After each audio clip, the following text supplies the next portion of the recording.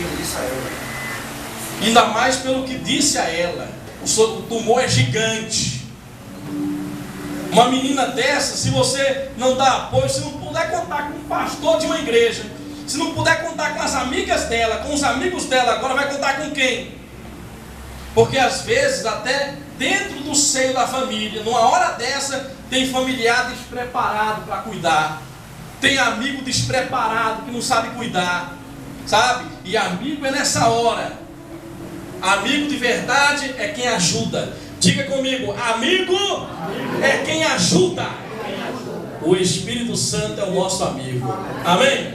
E coloca pessoas no nosso caminho para que você venha cuidar dessas pessoas. Não quer ser só cuidado, não. Cuide também. Zele, ore, aproveite seus amigos. Olha o que é uma característica de um amigo verdadeiro. Romanos 12, 15. Alegrem-se com os que se... Só um verdadeiro amigo tem prazer na tua alegria. Porque uma amiga falsa... Oi, mulher. Tu tá bem, mulher? Tô bem. Tu acordou bem hoje, mulher? Acordei. Tu comprou essa roupa onde, mulher? Aí vai procurar saber, sabe? Sempre vai trazer coisas para entristecer você. E quando você diz alguma vitória que você recebeu, quando ela percebe que você está bem, sempre vai trazer uma crítica destrutiva. Sempre vai lançar uma palavra maligna, envenenada pelo inferno, para entristecer você. Mas o verdadeiro amigo tem prazer. Comprei meu carro, puxa vida, comemora com você, meu Deus, glória a Deus, qual foi seu carro? Aí você diz para ele, para ela, e ela comemora junto. Ó, eu quero dar uma voltinha aí, viu? Ó, puxa, ela tem prazer. Vou abrir minha empresa. Você vai abrir sua empresa, olha, conte comigo, vou orar por você. Tem prazer nas suas vitórias. Olha, conheci aí, menina, nem te conto. Alto, narigudo, canela fina, mas é lindo. Tem cabelo pelo menos? Tem um nalinho no gol. Mas o importante é a alma. Amiga, eu vou torcer por você, viu? Tá difícil, mas vou orar. O verdadeiro amigo se alegra com você. Mas quando você chora, ele também chora junto. Não é só na hora do churrasco. Não é só na hora, sabe, que você está sorrindo, que ele está sorrindo. Ele se preocupa com você. Ela se preocupa com você. Você pode confiar segredos a ele, a ela. Você pode confiar nessa pessoa. Tem coisas que você não diz para ninguém, só para Deus e para o seu amigo, para a sua amiga. Porque ela não vai julgar você, sabe? Não vai julgar você, não vai usar isso contra você. Olha o que diz aqui, ó.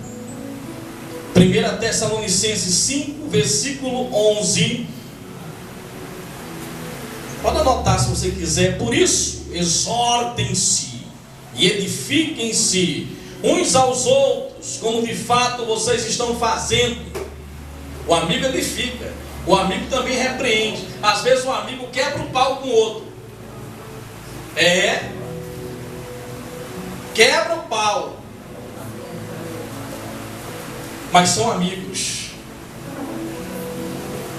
Porque às vezes você está vendo um amigo seu indo para um caminho errado. Você tem que chamar ele na grande. Tem que chamar. Vem cá, você é meu amigo, eu vou te dizer. Não vai nessa não. Não vai nessa não, porque você está aí, sabe, arriscando a sua vida, a sua família. Eu estou aqui, sou seu amigo, conta comigo. Agora, isso que você está fazendo não está certo. Eu não estou julgando você, eu estou exortando você. Porque você é meu amigo, eu tenho liberdade para falar assim com você. Isso que você está fazendo vai dar errado. Você está se envolvendo com pessoas aí na empresa, você nunca fez isso, vão descobrir, você vai perder seu emprego, pode ser preso. Cuidado com isso, rapaz. O amigo exorta, o amigo edifica, o amigo aconselha. Então nós precisamos de pessoas verdadeiras, amigos verdadeiros. Porque quando um amigo não é verdadeiro, que acontece uma coisa, se afasta de você. Quando você mais precisa, se afasta. Na hora que está tudo bem, é beijinho para lá, beijinho para cá. Mas quando você precisa de verdade, ele não está à disposição. Você não pode contar com ele. Mas isso é natural. É a ordem natural das coisas. No meio de muitas pedras preciosas, vai haver pedras que não têm valor. Então você tem que saber identificar o verdadeiro amigo. Vamos à palavra de Deus. Vamos lá em 1 Samuel. Aliás, 1 Samuel, perdão. 1 Samuel 18. Vamos lá, a palavra do Espírito Santo. 1 Samuel 18, versículo 1. Vamos ver alguns exemplos de amizades piedosas. Amizades piedosas. 1 Samuel 18. Depois dessa conversa de Davi com Saul, lembra que eu falei que sogra ninguém escolhe? Sogro também não, viu? Você que está solteiro, mulher, você escolhe. Cuidado aí para você não entrar no arapuca. Homem, marido, você vai escolher. Oh, Deus envia um varão, Senhor, que ele desça com asas como anjo. Aí fica só dentro do quarto, não vai no shopping, não vai numa praia, não olha nem de lado, porque é santa demais. Não dá uma paquerada, sabe? Solteira, livre, desimpedida, solteiro, mas espiritualiza tudo. Como é que você vai arrumar um namorado ou uma namorada se você não se cuida? Tem que se cuidar, sabe? Tem que procurar se cuidar, tem que andar também. Não é ficar só dentro de um quarto orando e achando que vai aparecer um varão reluzente, uma varoa valerosa. Eu tive sorte, né? Eu tive sorte. Como eu não podia sair da igreja, pastor solteiro, direto, morava na igreja, aí o Espírito Santo me enviou. Mas quando eu vi chegando na igreja, já comecei já com o meu olhar 42. Já joguei todo o meu charme. Esse é o Moura. Primeiro já coloquei aquela pose que só o pastor João Lima sabe quando conquistou Dona Judite. E o bucho dele também? Olha! Estou dizendo que o bucho não deixa. Ai, meu Deus!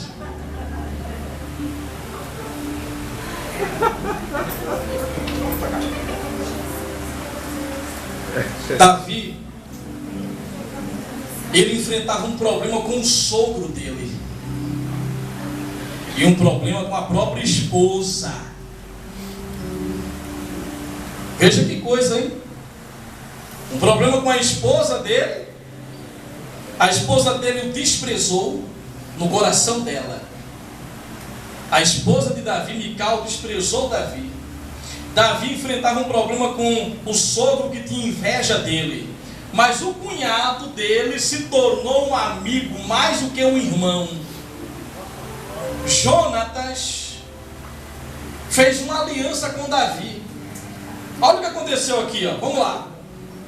Depois dessa conversa de Davi com Saul, surgiu tão grande amizade entre Jonatas e Davi, que Jonatas tornou-se o seu melhor o quê? amigo.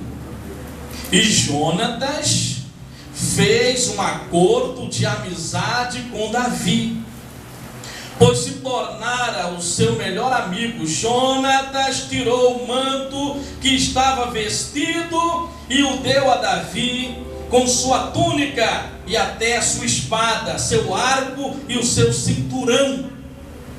Sabe o que significava essa aliança? Davi é o seguinte: eu faço uma aliança contigo, você é meu amigo a partir de hoje. Está aqui, ó, meu arco, aqui está meu escudo, meu cinto. Significa o seguinte: o que acontecer comigo, se eu prosperar, tu vai prosperar, rapaz. Se eu vencer, minha vitória é a tua vitória.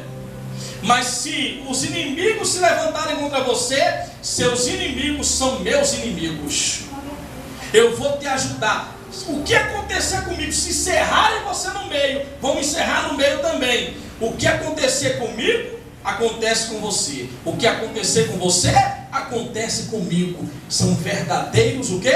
Amigos. Eu tenho aliança com algumas pessoas, eu digo para os meus amigos que eu escolhi. Amigo você escolhe. E alguns amigos meus, eu já disse isso para eles. É independente de igreja, viu? É independente de qualquer circunstância. Você é meu amigo, você é minha amiga. É independente de qualquer coisa, não importa onde eu esteja. Se eu prosperar, eu vou te levar junto. Sabe? Se eu crescer, tu vai crescer comigo. Se alguma coisa acontecer, tu não vai ficar desamparada não, nem desamparado não. Eu estou contigo. Eu estou com você e pronto, e te defendo e acabou. O amigo é desse jeito. Amém? O amigo é assim, gente. O verdadeiro amigo, ele não está com você só para se reunir final de semana, não. Ô meu amigo, peraí, está precisando de quê? Não, eu prosperei, por que eu não vou dividir com você? Por que eu não vou ajudar você? Por que eu não vou compartilhar com você? O amigo indica emprego, sabe? O amigo apoia financeiramente. O amigo, ele faz de tudo pelo seu amigo. O verdadeiro amigo é assim. Há pessoas que eu escolhi, porque eu sou um ser inteligente, intelectual, sabe? Você é um ser intelectual, você tem que pensar. Eu já disse para vocês, Davi não podia escolher o sogro dele, né? Ele escolheu a mulher, mas a mulher veio aí a preço de Golias. Venceu Golias, recebeu lá a mulher. Agora, amigo, você escolhe. Quando você escolher uma amiga, um amigo, seja leal. Faça de tudo por essa pessoa. Você tem seu pai e sua mãe. Seja leal ao seu pai e sua mãe. Porque tem Deus no céu e seu pai e sua mãe aqui na terra. Curta ele. Seja amigo do seu pai e da sua mãe. Seja amigo dos seus irmãos. E as pessoas que Deus coloca, que não são do seu sangue, como Jonatas não era o mesmo sangue de Davi, não eram irmãos de sangue. Eles fizeram uma aliança.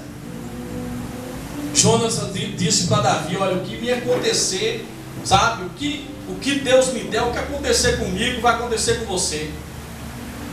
E essa aliança, não é, foi tão forte, abençoada por Deus. Jonatas morreu.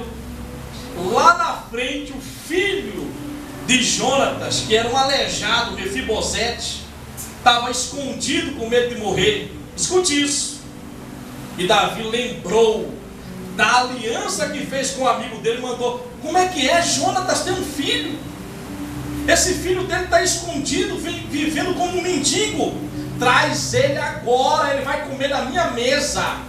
Eu vou dar do bom e do melhor a ele, porque ele é sangue do meu amigo Jonatas, que eu fiz uma aliança com ele. É muito forte isso, gente. Ele não se esqueceu. Ele não se esqueceu do seu amigo mesmo depois da morte. Olha o que diz aqui, ó. Vamos prosseguindo. Olha que coisa maravilhosa. No capítulo 20, 1 Samuel 20, 16. Assim Jonatas fez uma aliança com a família de Davi, dizendo que o Senhor chame os inimigos de Davi para prestarem contas. E Jonatas fez Davi reafirmar seu juramento de amizade, pois era seu amigo que? Leal. Sempre renove suas alianças com seus amigos. Renove, sabe? Não mude com eles. Ame seus amigos. Nós precisamos das pessoas. Puxa vida, que coisa maravilhosa. Jesus tinha amigos, gente. Ele disse para os discípulos: eu não vos chamo servos, porque o servo não sabe o que faz o seu senhor, mas eu vos chamo amigos. Se Jesus, que é Jesus, precisou de pessoas, precisou de amigos, nós também precisamos. Depender só de Deus. Interessante que, mais uma vez lembrando os espirituais, Deus, meu amigo é só Jesus, nós somos de Cristo. Eles não aceitavam ser pastoreados nem por Paulo, nem por João, nem por Apolo, nem aceitavam ser pastoreados por Pedro. Eu pertenço a Cristo. Nós não pertencemos à placa da igreja, mas nós temos um pastor chamado Jesus, que nos pastoreia a partir dos pastores, que temos que respeitar, amar, orar por eles, sabendo que eles não são perfeitos, são falhos, e você pode fazer deles, sabe, de um pastor o seu amigo, de uma pastora a sua amiga, além do seu pai, da sua mãe, dos seus irmãos. Nós precisamos, eu preciso dos meus amigos pastores, eu preciso aprender, eu preciso ser pastoreado, eu preciso das pessoas. Isso é humildade, isso é saúde mental, isso é Bíblia.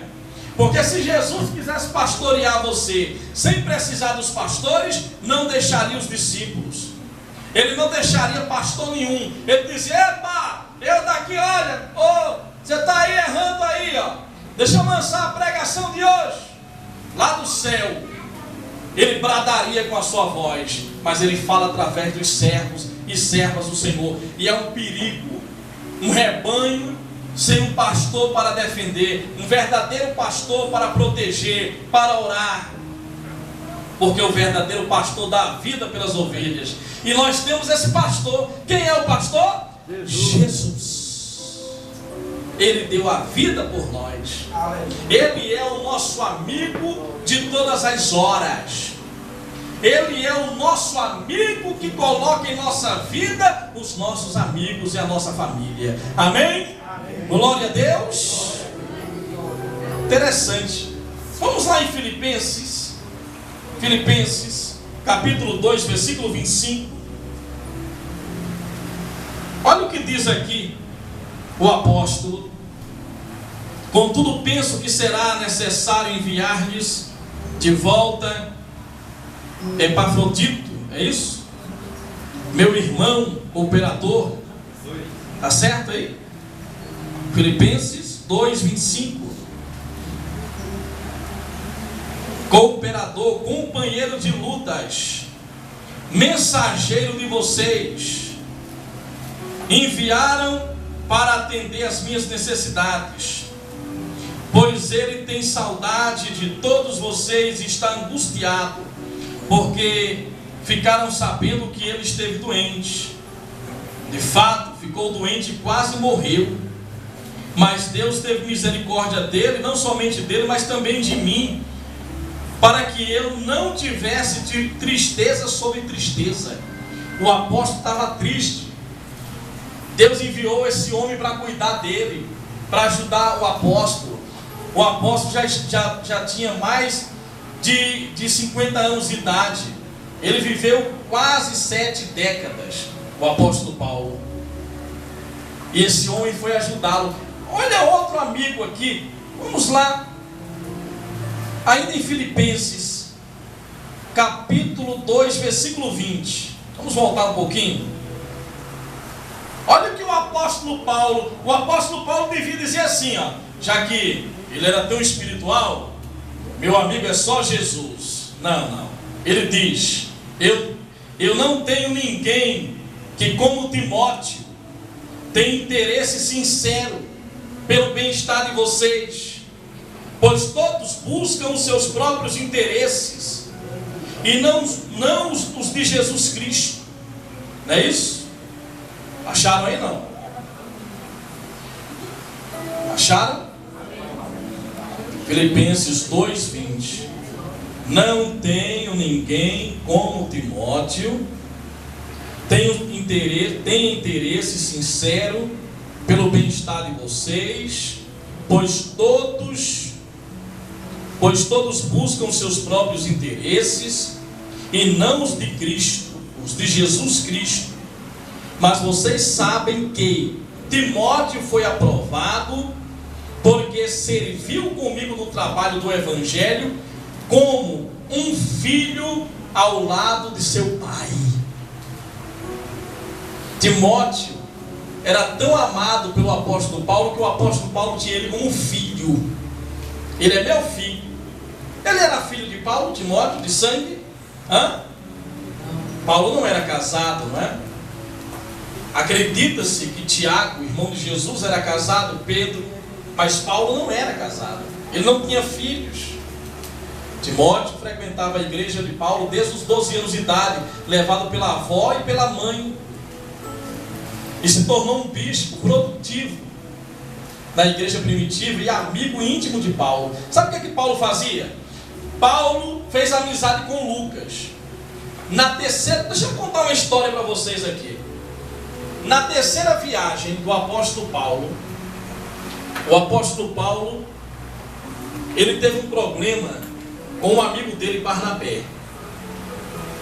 A palavra Barnabé significa encorajador. Barnabé, o nome dele mesmo é José. José é conhecido como Barnabé. É aquele que lá em Atos capítulo 5 ele deu de oferta um campo. E Ananias e Safira prometeram dar uma oferta, não deram e morreram. E Barnabé vendeu uma propriedade, um terreno. Barnabé foi lá e deu a oferta que prometeu, colocou lá para ajudar os apóstolos. Esse Barnabé, o nome dele é José. Ele era irmão de Maria. Maria, mãe de São Marcos. Maria, mãe de São Marcos, foi lá que Jesus fez a última ceia, antes de ir para a crucificação. Ela cedia a casa dela, e aí eles se reuniam e faziam a Santa Ceia. Essa Maria era uma mulher de posses, amiga íntima, amiga de Jesus, irmã de Barnabé. Olha só que coisa, hein?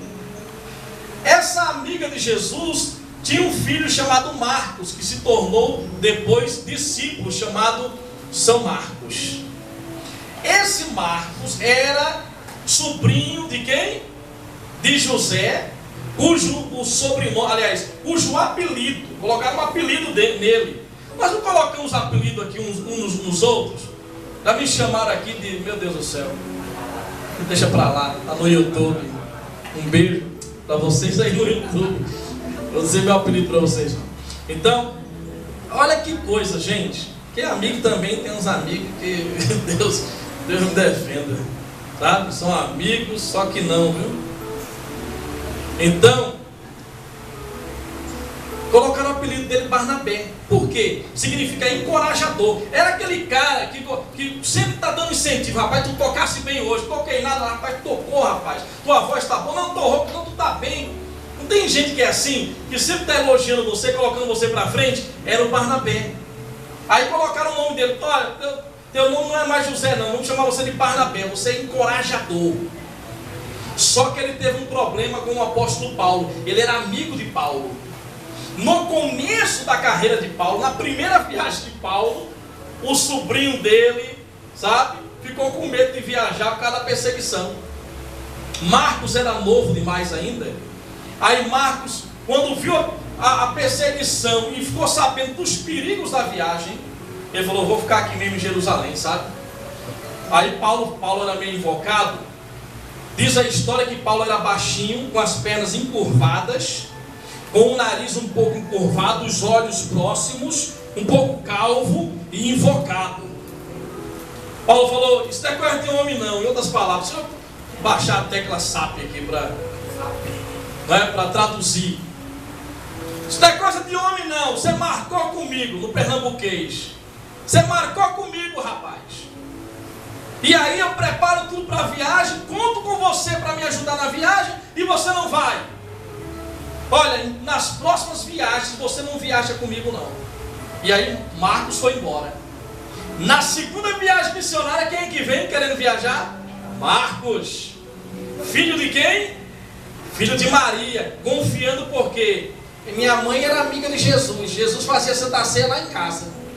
Só pode ser isso. De repente tem pessoas que são assim. E outra coisa, viu? Eu vou contar tudinho para titio Barnabé, que era irmão de quem? Ou que era amigo de quem? De Paulo e irmão de Maria. Não a Maria, mãe de Jesus, viu? Maria, amiga de Jesus.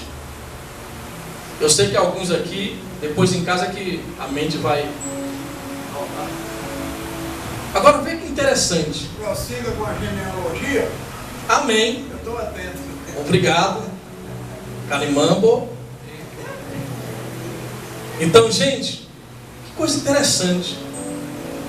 Aí, na segunda viagem de Paulo, chega lá, todo arrumadinho, bonitinho, tomou o danoninho, todo preparadinho. Marcos: eu vou viajar, viu?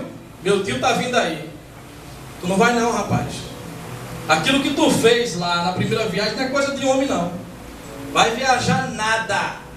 Aí quem chega e pega os dois discutindo, chega Barnabé, o encorajador, fala: ei, não fala assim com meu sobrinho não. Que é isso, Paulo? Não fala com meu sobrinho assim não. Ele vai sim. Porque a mãe dele, minha irmã, sempre ajudou Jesus, sempre cedeu a casa dela. Eu baixei a tecla SAP para traduzir mais ou menos o que pode ter acontecido na época para os dois brigarem. A Bíblia diz que a desavença foi tão grande que tiveram que segurar o apóstolo Paulo e segurar ele. E os dois tiveram que ser separados. Como é que tu separa um homem de outro? Porque um foi para cima do outro. Tiveram que separar. O pastor Paulo espiritual não brinca com o homem não. O homem tem natureza. Natureza de ser humano não se brinca. Então não tem bonzinho não. O santo é o Espírito Santo que nos santifica. E aí, quando Paulo conheceu Lucas aos 53 anos, viajam para Jerusalém, porque Paulo foi se aconselhar. Paulo foi pedir conselhos. Quem precisa de conselhos e amigos? Paulo foi. Ele foi lá no céu pedir a Jesus? Não. Foi lá em Jerusalém falar com o irmão de Jesus, Tiago, que era mais velho do que ele. Tiago orava 3 horas por dia no templo. Paulo se aconselhava com Tiago. E aí Tiago, já que Pedro ficou aquele ciúme entre Pedro e Paulo, Tiago se tornou amigo de Paulo. E quem foi que Tiago recebeu também para aconselhar? Lucas, que escreveu, foi o primeiro médico missionário. Aí lá vai Paulo, depois que pega o conselho com Tiago, para a terceira viagem missionária. Paulo manda um recado: meu irmão Marcos, eu quero convidar você. Em outras palavras, me perdoe. Você me feriu na primeira viagem missionária. Na segunda eu briguei com meu amigo Barnabé por tua causa. Em outras palavras, eu feri você também. Mas agora, aos 53 anos de idade, maduro, sabe?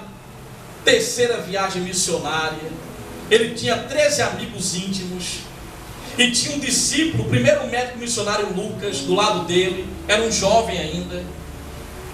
Ele disse: eu quero, Barnabé, por favor, mande o seu sobrinho Marcos para estar comigo.